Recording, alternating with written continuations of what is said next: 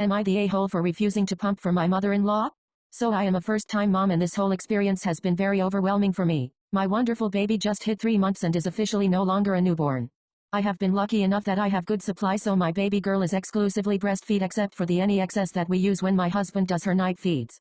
I have made it very clear to most of our friends and family that I don't want anyone but me or my husband feeding her. My mother-in-law has been slightly annoyed, bordering on judgmental about this, but has mostly kept her mouth shut. We have never had any issues in the past, so I just chalked it up to her wanting to bond with the baby. I might allow it when she's older, but for now I'm not comfortable with anyone else doing it.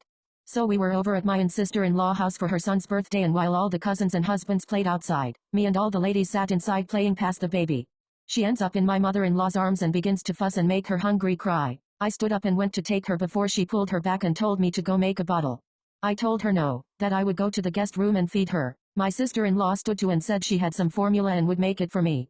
I refused again and quickly took my baby, saying she's never had formula and I don't want her to be sick. My mother-in-law sighs and rolls her eyes and asks, why don't you just pump some so I can feed my baby? I must have been visibly horrified because one of my other sister-in-laws stood and tried to guide me away by my shoulder.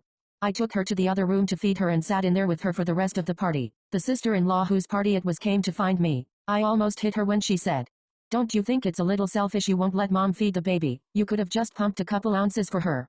I said I will never pump anything for anyone because I'm not a cow, and she's my baby.